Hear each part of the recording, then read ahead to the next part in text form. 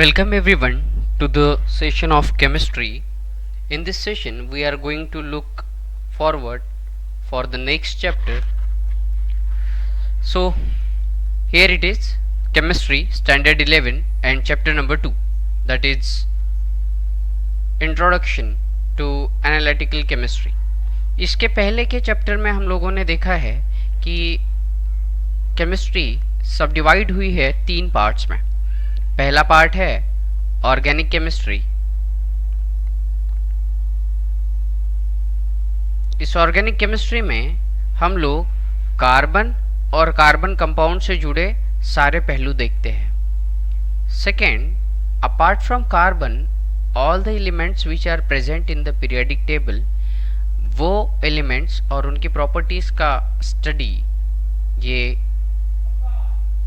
रफली inorganic chemistry का portion है।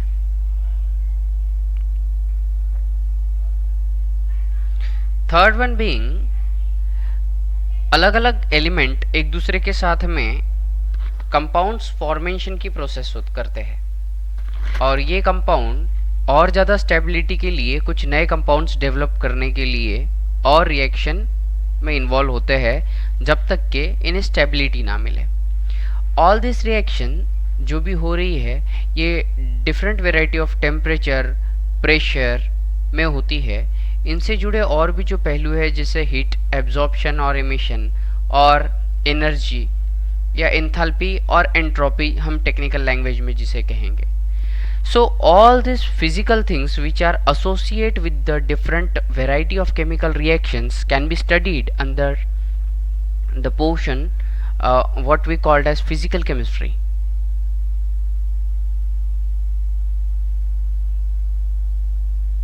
Apart from all these three chemistry, the two branches which was there,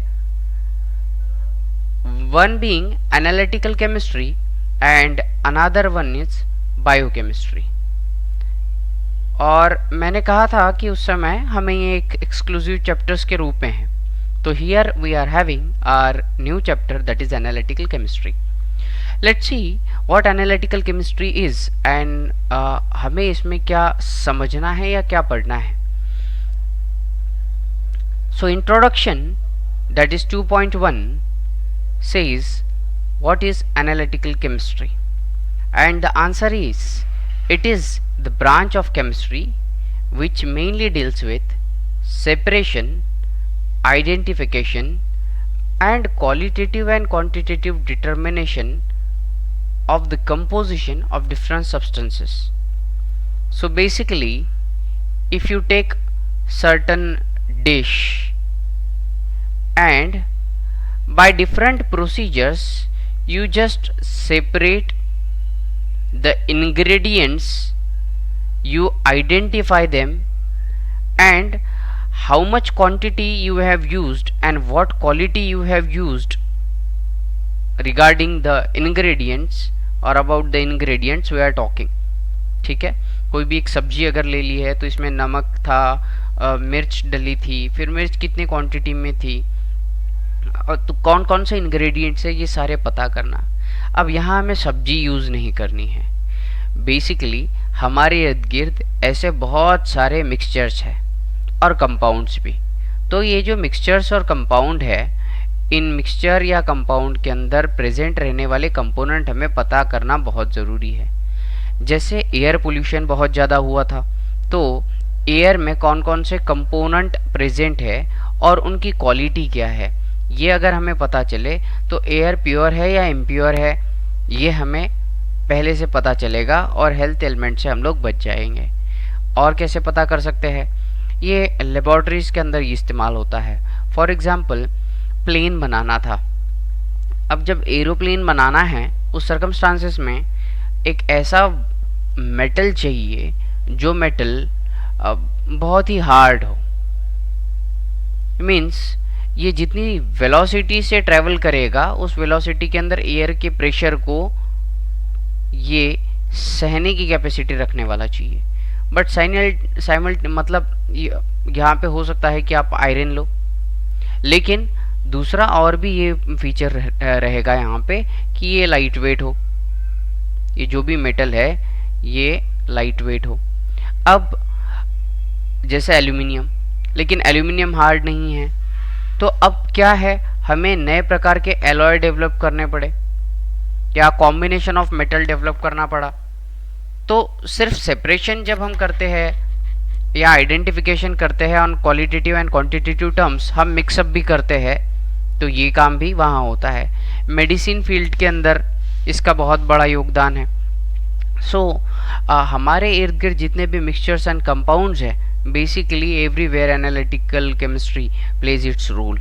mining, जहाँ से हम लोग अलग अलग प्रकार के मेटल्स या नॉन मेटल्स भी एक्सट्रैक्ट करते हैं, तो उसमें इम्प्योरिटी कितनी है, इम्प्योरिटी के हिसाब से ऐसा ना हो जाए कि आप एक्सट्रैक्शन करते गए, किसी ने कहा था कि यहाँ सोना है, लेकिन वो सोना निकालने के लिए इतना खर्चा हो गया कि आपको वो सोना पुराया नहीं। ओके, पहले हम लोग ये जो ब्रांच ऑफ केमिस्ट्री है ये काफ़ी ज़्यादा इम्पोर्टेंट है, क्योंकि ये बहुत बड़ी, जैसे आप पूरे देश की या पूरे सिटी की तो एयर चेक नहीं कर सकते, लेकिन एनालिटिकल केमिस्ट्री की मदद से आपको वो रिजल्ट्स मिलते हैं which are very very very much helpful. Now so this was the 2.1 session, pretty much easy chapter. Hope so you are enjoying it. Thank you very very much.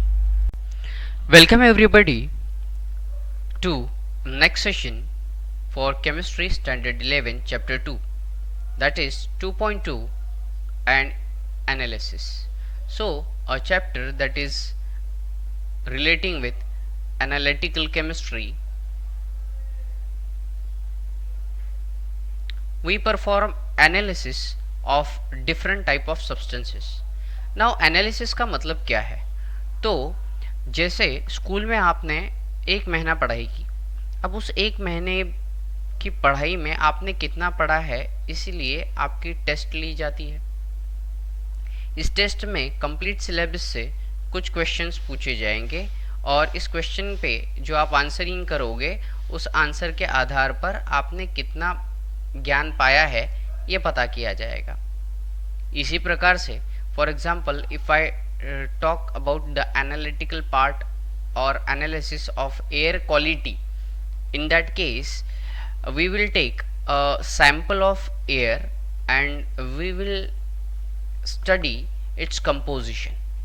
Okay, understanding? So in this case the sample which we take, and by studying that sample हम जो complete conclusion निकालते हैं, इसे हम लोग एक technical word का इस्तेमाल करते हैं, वो है semi micro analysis.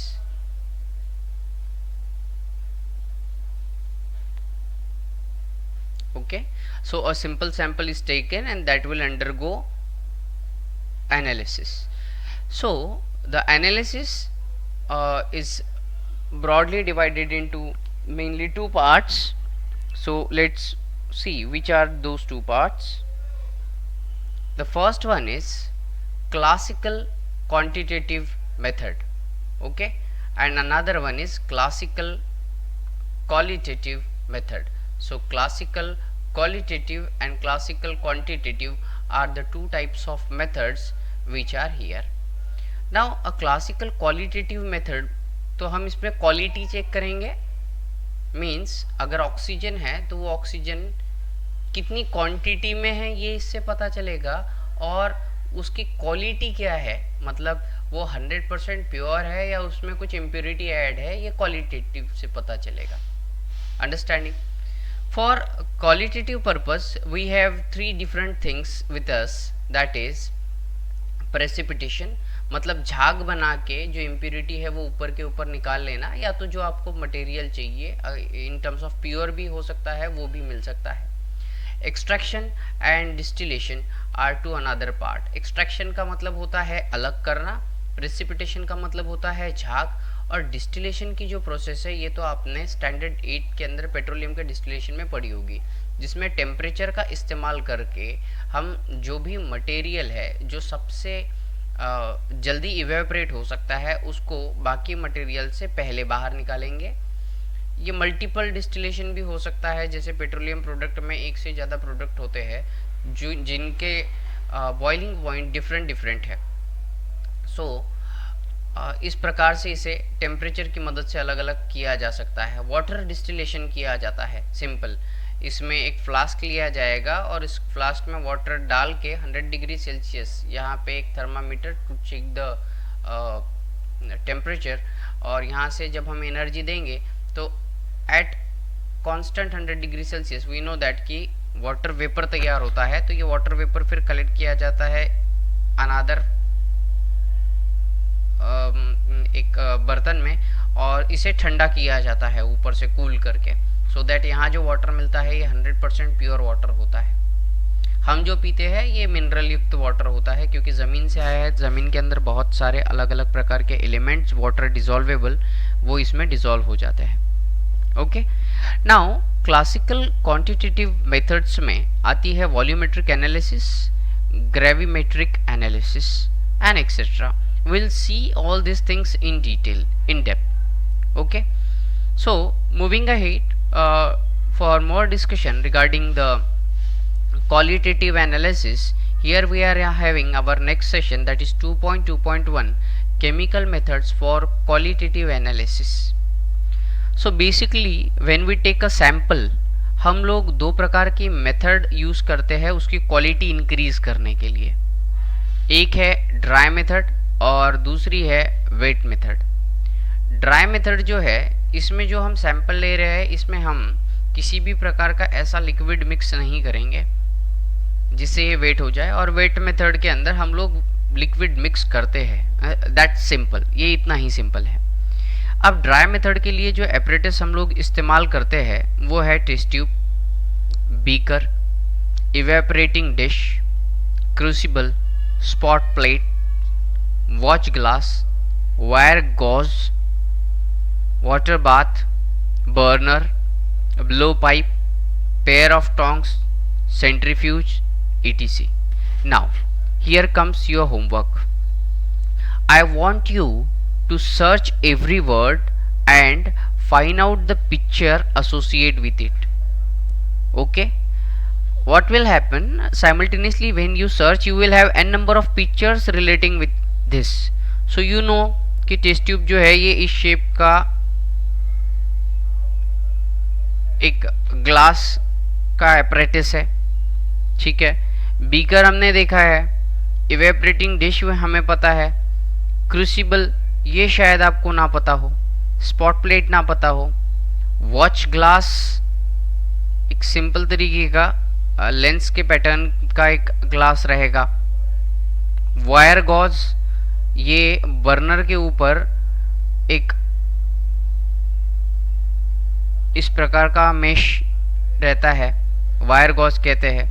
Water bath ये प्रोसेस है जिसमें कोई भी मटेरियल है उसे अगर हीट देना है और डायरेक्ट अगर हीट नहीं करना है तो एक बर्तन के अंदर वाटर लेकर फिर उसमें और एक बर्तन पोर करके फिर डाला जाता है। आपका चॉकलेट बनाने की प्रोसेस जो है ये इस तरीके से है, ठीक है। बर्नर जो यहाँ नीचे रखा है वो बर्नर है। तो सेंट्रीफ्यूज, तो सेंट्रीफ्यूगल मशीन होती है, तो इसमें दो साइड से दो टेस्ट ट्यूब डाले जाते हैं या मल्टीपल टेस्ट ट्यूब भी हो सकते हैं, और ये इसे बहुत गोल गोल घुमाता है। तो ये बेसिकली मास के अकॉर्डिंग पार्टिकल्स जो है ये अलग अलग करने का काम करता है। जैसे ब्लड के लिए भी सेंट्रीफ्यूज का इस्तेमाल किया जाता है ब्लड टेस्टिंग में। ओके, तो एपरेटस तो हम लोग इस्तेमाल करेंगे mostly this. Okay, another thing कि जब हम क्वालिटी की बात कर रहे हैं तो हम और एक डिस्ट्रीब्यूशन यहाँ क्रिएट करते हैं, दैट इज जो भी सब्सटेंस है वो ऑर्गेनिक है या इनऑर्गेनिक है।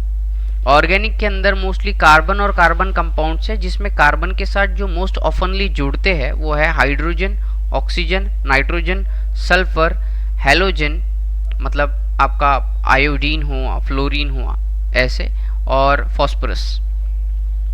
अब जब ऑर्गेनिक कंपाउंड्स की हम बात करते हैं तो इन्हें आइडेंटिफाई करना आसान हो जाता है, क्योंकि इनका सेट ऑफ टेस्ट जो होगा, मतलब ऐसी टेस्ट जिनकी मदद से ये है क्या अवेलेबल और अगर है तो कितनी क्वांटिटी में है, ये पता कर सकते हैं। तो क्वांटिटेटिव एनालिसिस तो पार्ट बाद में है, बट क्वालिटेटिव के अंदर हमें आइडेंटिफाई करना है कि कार्बन है या हाइड्रोजन है। तो ऐसी केस में इनके साथ जुड़ी जो टेस्ट है, the identification of organic compounds involve test such as इनका फंक्शनल ग्रुप पता करना।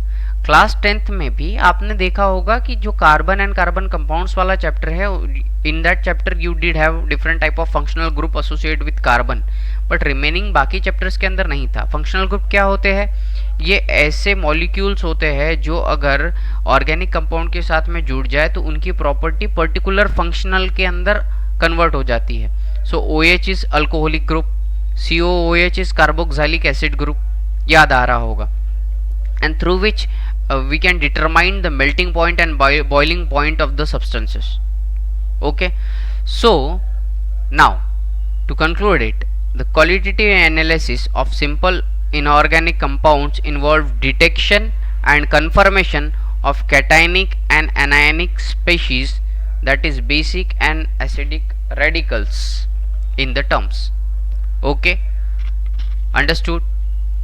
तो क्वालिटेटिव एनालिसिस के अंदर हम अगर कोई इनऑर्गेनिक कंपाउंड होगा, ये तो ऑर्गेनिक की बात है कि इसके फंक्शनल ग्रुप से पता कर लो, और अगर इनऑर्गेनिक कंपाउंड है तो in that case we will go with like sodium chloride है तो इसको Na+ और Cl- दोनों में से बेसिक या एसिडिक जो आयन होगा उसको आइडेंटिफाई करके हम गो अहेड करते हैं और क्वालिटेटिव एनालिसिस हमारा होता है। बेसिकली इन क्वालिटेटिव एनालिसिस हम आइडेंटिटी चेक करते हैं of the constituent component present in the material. Okay, so moving ahead in the series, so 2.2.2, that is chemical methods of quantitative analysis. Now if you once came to know that कि carbon है तो carbon कितने % है ये पता करना, ठीक है। so in this thing we do determine percentage of the constituent element, also concentration of the known compound, कि अगर ये कार्बन इफ यू से कि 20% पार्ट है तो इसके साथ कुछ इम्प्योरिटी जुड़ी है क्या, ये भी पता करना, ठीक है। सो सिंपल इनऑर्गेनिक कंपाउंड इसके अंदर जब हम लेते हैं तो उस केस में हम लोग डिकम्पोजिशन रिएक्शन परफॉर्म करते। डिकम्पोजिशन रिएक्शन के अंदर आयंस अलग अलग हो जाएंगे और ग्रेविमेट्रिक एनालिसिस ये उसका नाम रहेगा इन सिंपलर सेंसेस। ओके, ये काफ़ी डेप्थ में और है। The progress of reaction between two soluble till the completion, ये इसे टाइट्रामेट्रिक या वॉल्यूमेट्रिक एनालिसिस कहते हैं। ये क्लास 12th के अंदर का एक प्रैक्टिकल के रूप में भी आपको आता है, टाइट्रेशन, इन विच हम लोग बेसिकली एक फ्लास्क लेंगे और एसिड और बेस इन दोनों को एक दूसरे में बूंद बूंद इस तरीके से मिलाते हैं। हमें पता है कि जब equal concentration of acid equal concentration of base के साथ मिक्स हो जाए तो ये दोनों न्यूट्रल बन जाते हैं। इसमें एक इंडिकेटर मिक्स किया होता है और दो सॉल्यूबल चीज़ें एक दूसरे के साथ में मिक्स करना और फिर चेक करना कि फॉर एग्जांपल ये एसिड इतना था, ये इतना ख़त्म हुआ है, तो how much acid I have took. तो इसमें कैलकुलेशंस रहेगी, इनके वॉल्यूम्स रहेंगे और इन वॉल्यूम्स की मदद से हम लोग कितने % या कितनी क्वांटिटी या कितना ml ऑफ एसिड का यूज़ किया गया है to do neutralize the base, जो हमें पता होता है और उससे पता की जाती है acidity. Okay, so that's the experiment which we need to do. So I hope so we are very much clear with the part of the quantitative analysis and qualitative analysis and the apparatus and the basic procedure associated with it. Thank you very very much. Welcome all to the extended part of the chapter 2 from class 11th chemistry. So as we have till now studied कि there are two parts, एक तो होगा आपका qualitative analysis जहाँ पे आप identify करेंगे element या मॉलिक्यूल, और दूसरा हमें पता करना है कि इसकी क्वांटिटी कितनी है। So while measuring quantity, this topic comes into focus, that is 2.3 mathematical operation and error analysis. Oh, यहाँ और एरर एनालिसिस आ चुका है। ये आपका जो फिजिक्स की हम लोग एरर कैलकुलेट करते हैं उसी टाइप से होगा। और मैथमेटिकल ऑपरेशंस का मतलब ये होता है कि if you took a sample, बहुत बार इसमें इंटरनल ही कुछ ना कुछ इम्प्योरिटी होती है, जिसे हम लोग कहते हैं इंट्रिंसिक इम्प्योरिटी। ठीक है, so if material is having inbuilt impurity, we are calling it intrinsic impurity. So ऐसी केस में if you perform certain experiment, at that time जो भी आउटपुट आता है वो उतनी एक्यूरेसी से मैथमेटिकल फॉर्मेट के अंदर लिखा जाना चाहिए, सो दैट इम्प्योरिटी जो है या एरर जो है ये कम से कम हो। So that is the art. Because for example in simple कि अगर हम लोग हाइड्रोजन गैस की बात करें तो ये मोल कॉन्सेप्ट के हिसाब से 2 ग्राम अगर हम लोग लेंगे तो 2 ग्राम के अंदर वी वुड हैव 6 0 2 2 1 2 3 4 5 6 7 8 9 10 11 12 13 14 15 16 17 18 19 20 इतने नंबर ऑफ एटम्स होंगे। Okay, H2 molecules.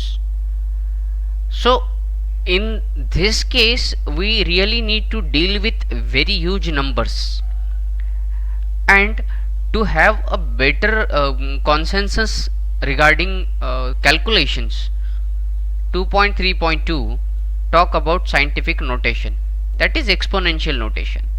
तो सिंपली क्या करते हैं, हम इसे कन्वर्ट करते हैं 6.022 into 10 to the power 23 में. So number which are very huge can be represented in the form of n into 10 to the power n, where small n is the exponent having positive or negative values, and n can be vary between 1 and 10. मतलब it will be up to our choice.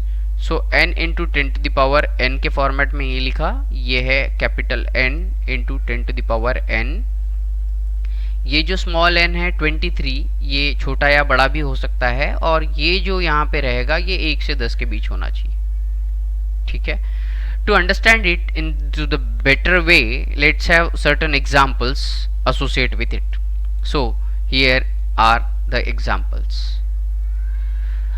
So problem 2.1, it states that for adding 5.5 into 10 to the power 4 and 6.95 into 10 to the power 3, first the exponent is made equal. Okay, so ये जो exponent है 4 और 3, इसको equal करना जरूरी है। तो 5.55 into 10 to the power 4 plus 0.695 into 10 to the power 4 हुआ ये, इसे हमने मल्टीप्लाइड बाय 10 डिवाइड बाय 10 किया, and you are having it. अगर if you have difficulty at this level you can ask me separately. Then this number can be added by taking common and simply adding the numerals, that is 5.55 and 0.695, and you are having answer over here. So in this way the addition goes on. While performing subtraction also you must follow the same rule, that 3.5 into 10 to the power minus 2 and minus 5.8 into 10 to the power minus 3. So this 5.8 into 10 to the power minus 3 is nothing but 5.8 divided by 10 to the power 3, because 1 divided by a to the power n can be written as a to the power minus n.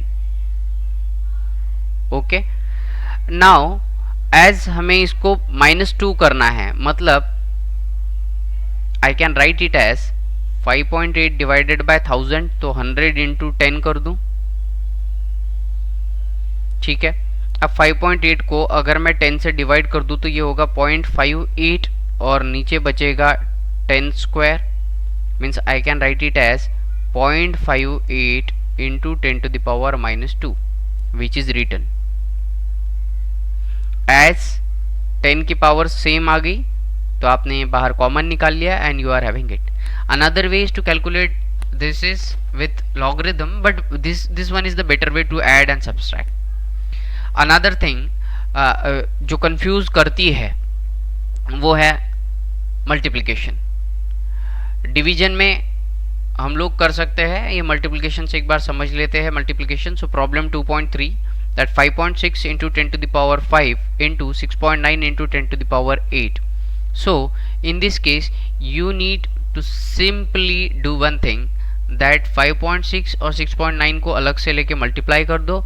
और इस case में आप अगर base same है a to the power x into a to the power y is equal to a to the power x plus y. a to the power p divided by a to the power q. So again a to the power p 1 divided by a to the power q को हम a to the power minus q लिख सकते हैं. और ये फिर same इसी तरीके से this will a to the power p plus minus that is minus q. So here as 10 to the power base same है 5 10 टू द पावर 8, तो उस केस में आप 10 to the power 5 plus 8 that is 13 कर सकते हो. Multiply करके ये आंसर आता है क्या, सॉल्व करके देखिए, आता ही है. Problem 2.4 9.8 into 10 to the power minus 2 into 2.5 into 10 to the power minus 6. So again same 9.8 and 2.5 will get multiplied separately. Here 10 to the power minus 2 plus minus 6 and we are having 10 to the power minus 8.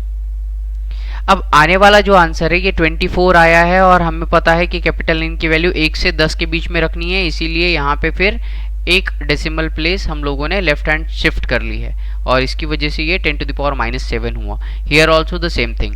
So while putting down your answer you must write down into the standard notation. ये भी चीज आपको यहाँ से समझनी है.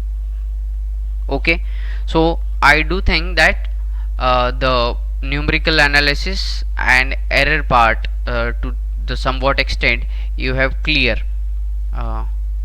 in terms of addition and subtraction. Thank you very much. Welcome everybody to the extended session for error during the quantitative analysis.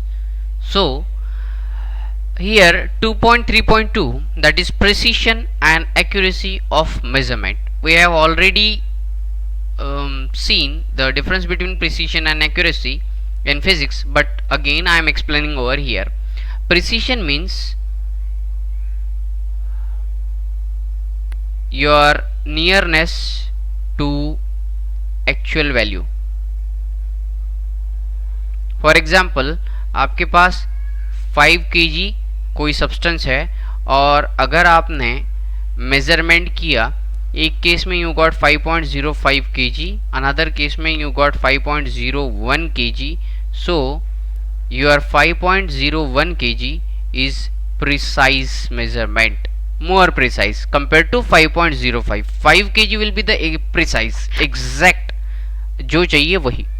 Okay, but क्योंकि यहाँ अगेन एक्सपेरिमेंट्स आए तो हमें बार बार परफॉर्म करने पड़ेंगे और बार बार परफॉर्मेंस से जो मेजॉरिटी आएगा, जो मैक्सिमम टाइम रिपीट होगा, वही हमारी हम वैल्यू कंसिडर करते हैं. तो हमने जब काउंट किया तो एक बार आया 5.03 kg, दूसरी बार हम एक्सपेरिमेंट कर रहे हैं 5.02 kg और फिर तीसरी बार आया 5.03 kg. वैसे तो हम देखते हैं कि जो कंसिक्वेंट वैल्यू आती है, मतलब एक के पीछे एक वही रिपीट कांस्टेंट सेम आनी चाहिए, तभी हम एक्सपेरिमेंट रोकते हैं. लेकिन क्योंकि समय की कमी है तो इसीलिए हमने 3 बार एक्सपेरिमेंट परफॉर्म किया और 2 जो मेजॉरिटी वैल्यू कॉमन आई है इसी को हमने मान के कंटिन्यू किया. तो अब इस केस में देखिए, ये जो वैल्यू हमने यहाँ पे प्लॉट की है, ये वाली वैल्यू क्या है, एक्यूरेट वैल्यू कंसिडर की जाएगी. तो एक्यूरेट वैल्यू क्या है 5.3. ओरिजिनल केस में देखा जाए तो ये एक्यूरेट वैल्यू भी ओरिजिनल वैल्यू से मेल नहीं खा रही है और एक्यूरेसी भी कम है.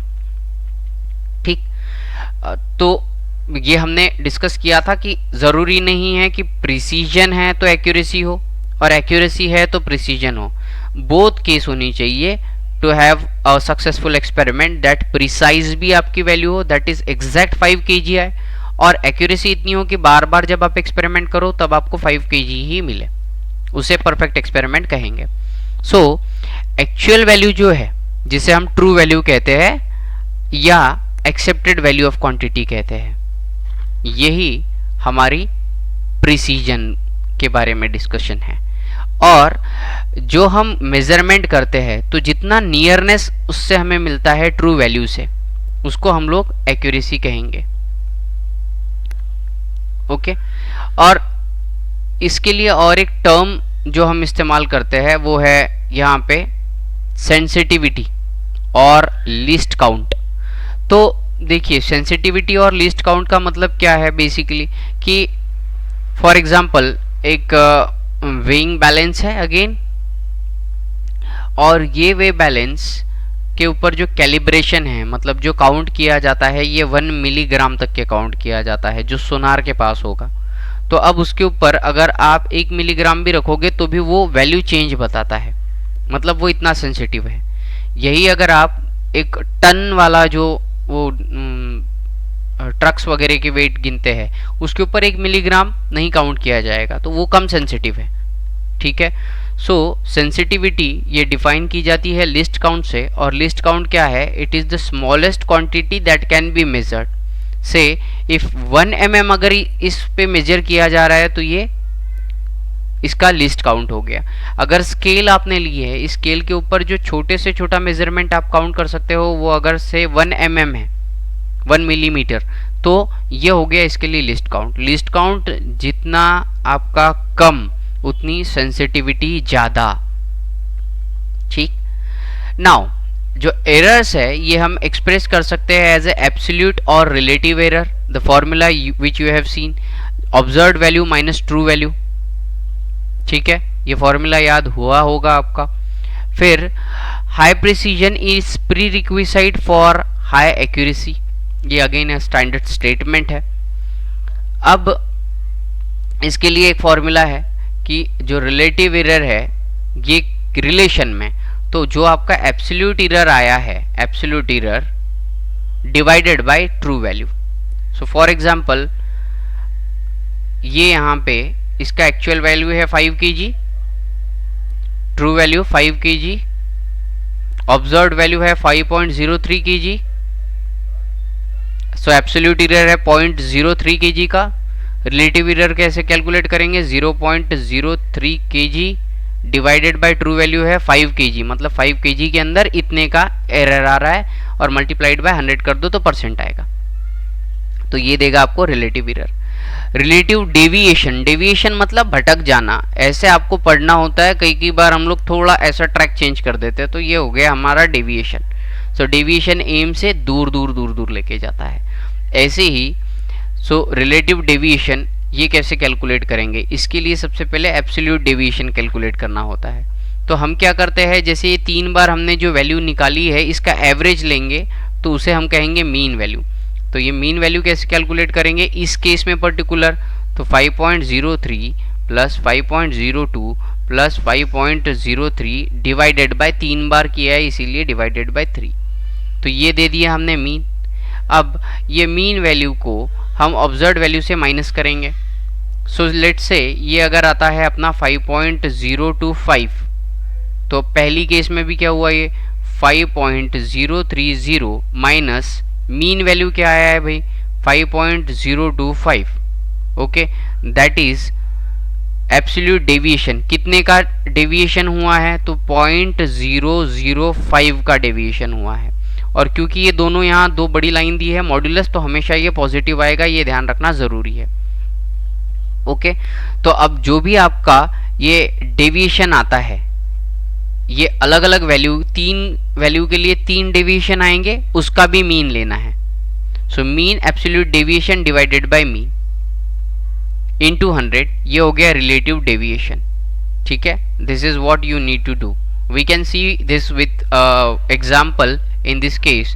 So first of all watch, so an absolute deviation is the modulus, modulus का मतलब आउटपुट जो भी आएगा वो पॉजिटिव आएगा, of the difference between an observed value and arithmetic mean for the set of several measurement made by the same way. 3-5 जितने भी type आप एक्सपेरिमेंट करो उसका जो मीन आएगा और ऑब्जर्व जो वैल्यू है उसके बीच का जो डिफरेंस है उसका मॉड्यूलस लेना है।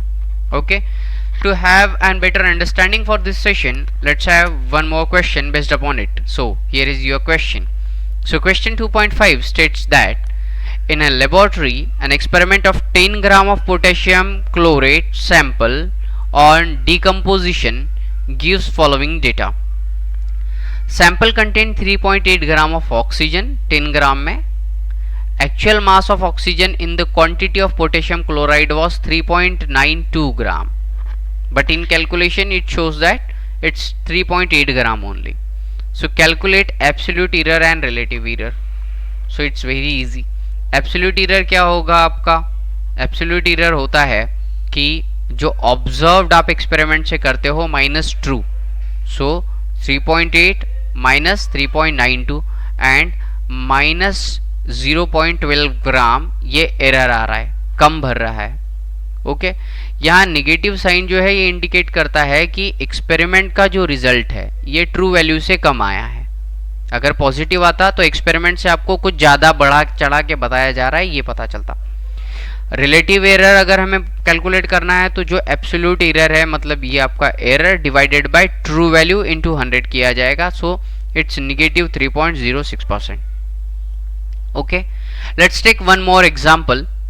So example 2.6, it says that the 3 identical samples of potassium chlorate are decomposed. potassium chlorate के 3 जो सैंपल्स है ये वाले हमने डिकम्पोज किए। अब हमें पता है उसमें पहली एग्जांपल में कि इसमें ऑक्सीजन होगा, तो मास ऑफ ऑक्सीजन जो डिटरमाइन किए गए ये पहले केस में 3.87 ग्राम था, दूसरे केस में 3.95 ग्राम और तीसरे केस में 3.89 ग्राम था। अब हमें पता करना है एब्सोल्यूट डेविएशन और relative deviation for this 3 sample. तो सबसे पहले जैसे कि यहाँ 3 दिए तो you need to calculate mean. तो पहली की वैल्यू प्लस दूसरी की वैल्यू प्लस तीसरी की value a1 plus a2 plus e3 divided by 3, तो ये आया 3.90। तो 3.90 होगी आपकी ए मीन की वैल्यू। क्लियर है यहाँ पे? ओके, नाउ अब ए मीन में से जो आपका कैलकुलेशन है ये अगर माइनस करके मॉड्यूलस में रखे तो हमें डेविएशन मिलता है, मतलब शिफ्ट कितना हुआ है। तो 3.90 और 3.87 का डिफरेंस 0.03 ग्राम, यहाँ पे डिफरेंस 0.05 ग्राम का, यहाँ पे डिफरेंस 0.01 ग्राम का। अब अगर मैं इन तीनों का भी एवरेज लूँ तो जो एब्सोल्यूट डेविएशन है इसका अगर मैं मीन लूँ तो 3 + 5 + 1 6 divided by 3, so 5 + 1 6 + 3 9 divided by 3, that is 0.03। Okay, so now absolute deviation क्या था? Observed value minus mean. ये पॉजिटिव और नेगेटिव भी हो सकता है, मॉड्यूलस से हमने बताया है। और इसका डेविएशन क्या होगा? तो 0.03 का डिफरेंस पड़ा था किसमें? 3.90 में। ये ट्रू वैल्यू है इसकी, मल्टीप्लाइड बाय 100, सो 0.08% का हमें मिलता है relative deviation in terms percentage में। Okay, so I hope so after physics के बाद भी ये यहाँ पे और एक बार रिवाइज करने की कोशिश की है, आपको अच्छे से समझा होगा। इस पे दिए हुए सारे प्रॉब्लम्स आपको परफॉर्म करने हैं। Thank you very very much. Welcome everyone to the next session for chapter 2 chemistry standard 11। So this one is 2.3.3, that is significant figures. So it's 2.3.3 significant figures. ये जो पार्ट है ये वाला पार्ट हमने already देखा है in physics, but still as जिन लोगों का वहाँ पे पोर्शन नहीं समझ में आया होगा उन लोगों के लिए। सो 2.3.3 significant figures. सिग्निफिकेंट फिगर्स, जैसा मैंने बताया कि सिग्निफिकेंस मतलब उसका कुछ इंपॉर्टेंस है, वो कुछ आउटपुट बताता है, तो ऐसी फिगर्स को आइडेंटिफाई करना। सो significant figures in a measurement or result are number of digit known with certainty plus one uncertain digit. So basically ये number of total digit ऐसे रहेंगे जिनमें certain means fixed output के बारे में कुछ बात की जाएगी, प्लस वन uncertain मतलब प्लस माइनस वन हो सकता है, प्लस माइनस टू हो सकता है। तो फॉर एग्जाम्पल इफ यू से 5 kg है तो हो सकता है कि ये 5 से थोड़ा एक और प्लस माइनस आगे या पीछे इसमें ज़्यादा या कमी आएगी। It may be in terms of gram, it may be in terms of milligram और it may be in terms of KG, तो इसीलिए 5.0 kg ऐसा लिखा जाता है। ठीक है, लेकिन इसके रूल्स है, हम बाय रूल्स जाए तो that will be better. 2.3.4 rules जो डिसाइड करते हैं सिग्निफिकेंट फिगर्स को। सबसे पहले तो जितने भी नॉन जीरो डिजिट रहेंगे ये सारे के सारे इंपॉर्टेंट रहेंगे due to their position value also. So for example if somebody is given you 127.34 gram, that 127.34 gram, so it will have all the digits which are not zero and that's why 12734 ये सारे के सारे क्या है, significant figure. अब अगर यहाँ 122 भी रहता तो भी 5 सिग्निफिकेंट फिगर होती थी। All zeros between 2 non zero digits are significant. तो अब जीरो यहाँ पे ये 3 इन्वॉल्व हो चुके हैं। हमने कहा था कि सारे नॉन जीरो डिजिट चाहिए, लेकिन अगर नॉन जीरो ले तो ये 127 ही बचेगा, मतलब 3। लेकिन यहाँ पे जैसे ये 120, सो 12 के कंपैरिजन में 10 टाइम्स तो वैल्यू मिल रही है। 0.007 मतलब इसका लीस्ट काउंट या इतना सिग्निफिकेंट या इतना सेंसिटिव ये इंस्ट्रूमेंट है जिसने ये 3 डेसिमल प्लेसेस तक के कैलकुलेट किया, तो इसीलिए ये 3 + 3 6 सिग्निफिकेंट फिगर्स होगा। Third rule is zeros on the left hand side or left side of first non-zero digit are not significant. Such zero indicate the position of decimal point. So basically हम लोग ये decimal point जो है इसको यहाँ value नहीं देते हैं। तो decimal point की पोजीशन क्योंकि हम चेंज कर सकते हैं 10 का पावर लगा वगैरह के, तो इस केस में इतना सिंपल ध्यान में रखिए कि डेसिमल पॉइंट देकर सिग्निफिकेंट फिगर की पोजीशन में भी चेंज की जा सकती है। एग्जाम्पल भी है 0.025, इसमें 2 सिग्निफिकेंट फिगर है, ठीक है, और 0.005 इसमें सिर्फ एक सिग्निफिकेंट फिगर है। तो कोई भी नॉन जीरो डिजिट के पहले कितने भी जीरो लगे वो हमें मैटर नहीं करेगा, ठीक है। आप 3 लिखिए, 03 लिखिए, 003 लिखिए, कोई फर्क नहीं पड़ता ना, इसीलिए। फोर्थ रूल इज जीरोस जो एंड में लगते हैं ऑफ नंबर ये सिग्निफिकेंट होंगे इफ वो कहाँ लगे, राइट हैंड साइड में डेसिमल पॉइंट के लगे, क्योंकि डेसिमल पॉइंट के बाद में जितनी पोजीशंस पे जीरो लगेंगे वो टर्मिनल जो जीरो हम जिसे कहते हैं ये सिग्निफिकेंट नहीं रहेगा। वो छोड़ के वो भी अगर डेसिमल पॉइंट में ना रहे तो, मतलब फॉर एग्जांपल से जैसे यहाँ 50 दिया है और ये 5000 दिया है, सिग्निफिकेंट फिगर दोनों में एक ही है। लेकिन अगर यहाँ पे 5.0 दिया है और 5.000 दिया है तो यहाँ 1 और यहाँ 4 हो जाएगा। क्यों भाई ऐसा? क्योंकि ये बताता है हमारा लीस्ट काउंट। तो ये जो हमारा लीस्ट काउंट है ना, ये लीस्ट काउंट बताता है किसी भी इंस्ट्रूमेंट का। सो for example 0.400 gram has 3 significant figure 400, और यहाँ पे 4.0 इंटू 10⁻² रहेगा तो 2 सिग्निफिकेंट फिगर है। कौन सी? 4 और 0। और अगर यहाँ दिया है 4.00 तो यहाँ पे 3 सिग्निफिकेंट फिगर होगी। कौन सी? ये 400। डेसिमल पॉइंट के आगे अगर 2 जीरो है तो वो सिग्निफिकेंट फिगर बोल के काउंट होंगे, ड्यू टू इंस्ट्रूमेंट का सेंसिटिविटी बताते हैं। The zero after decimal point in this case indicate the least count and that's why हम लोगों ने इसको ऐड किया। ठीक है, जैसे ये पहली वाली केस के अंदर लीस्ट काउंट 1 ग्राम का था, फिर दूसरी केस में 0.1 ग्राम का आया और तीसरी केस में 0.01 ग्राम का आया, तो ये ज़्यादा सेंसिटिव है।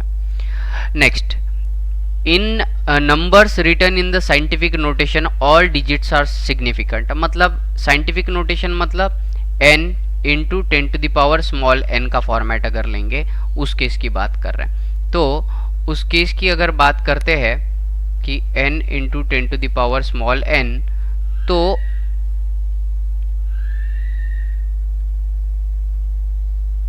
टू 0 3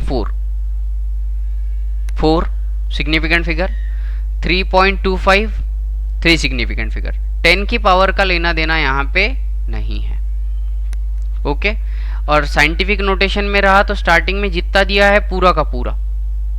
अब इन रूल्स को फॉलो करके कुछ एग्जांपल सॉल्व कर लेते हैं एक बार। So problem 2.7 goes like this, how many significant figures are present in the following measurement? How many significant figures are present in the following measurements? देखिए ए क्या है रूल? कोई रूल नहीं है, पहला ही है यहाँ पे कि 4.065, तो पूरे टोटल 4 होंगे।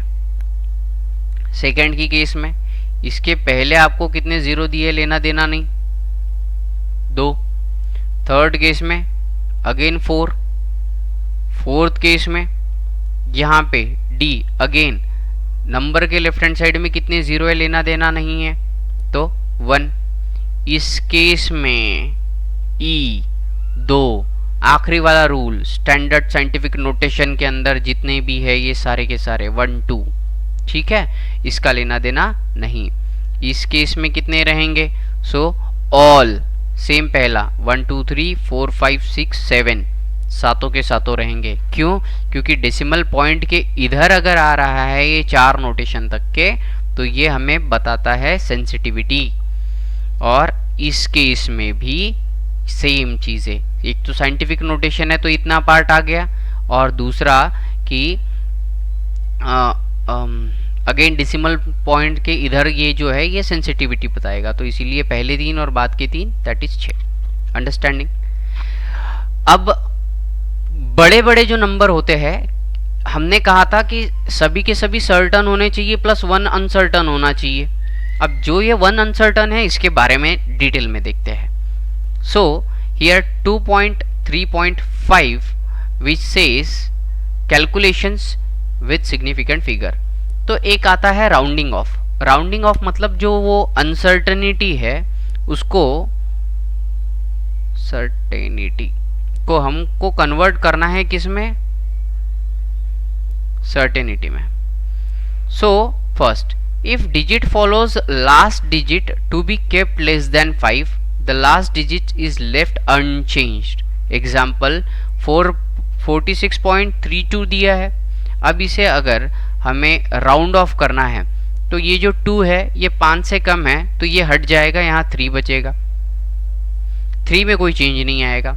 ये जो 3 है ये राउंड ऑफ करना है तो ये 5 से छोटा है तो ये हट जाएगा, और इसके पहले वाले डिजिट में 6 में कोई चेंज नहीं होगा। ओके, तो 5 इंपॉर्टेंट है। सेकेंड रूल कहता है कि अगर डिजिट जो लास्ट का है इज टू बी केप्ट 5 और मोर, 5 रहे या 5 से ज्यादा रहे। 5 से कम रहा तो सीधा हटा दो, 5 या 5 से ज्यादा रहा तो वो डिजिट जब भी हटाओ उसके पहले वाले को करो इंक्रीज बाय 1। फॉर एग्जाम्पल 52.87, सो 52.87 7 को रिमूव करना है तो ये 5 से बड़ा है इसीलिए 9 हो जाएगा। 9 को रिमूव करना है तो ये हो जाएगा कितना? 5 से बड़ा है इसीलिए 3, सो 53 ये आएगा, या 52.9। Understanding?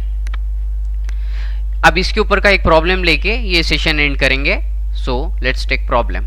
So problem 2.8, it states that round off each of the following to the number significant digit indicate. तो यहाँ दिया है 1.223 को 2 डिजिट के अंदर कन्वर्ट करना है, मतलब ये 2 डिजिट, तो ये दोनों हटाना है। तो 3 5 से छोटा है तो हट गया, चेंज होके हुआ 1.22, इसको 2 डिजिट में ही लाना है। तो 2 5 से छोटा है 5 से, अगेन ये हट गया, तो 1.2 will be your answer. Same वैसे ये करके देखिए पहले और बाद में ही सेशन को आगे बढ़ाइए। 12.56 को 3 डिजिट में कन्वर्ट करना है, तो ये 3 डिजिट 6 5 से बड़ा है, तो ये 5 कन्वर्ट होके 6 हो जाएगा 12.6। 122 दैट इज 122.17 4 डिजिट में कन्वर्ट करना है, 4 डिजिट 7 5 से बड़ा है, इसीलिए कन्वर्ट होके यहाँ आ जाएगा 122.2। 231.5 को 3 डिजिट में कन्वर्ट करना है, 5 है, 5 या 5 से बड़ा, तो ये 1 कन्वर्ट होके 2 हो जाएगा, so it will be 232। So this was a rounding off the numbers. ये डेसिमल के राइट हैंड साइड में जो है उसी के लिए हम लोग मैक्सिमम यूज करते हैं। So here we end the session. Thank you very very much.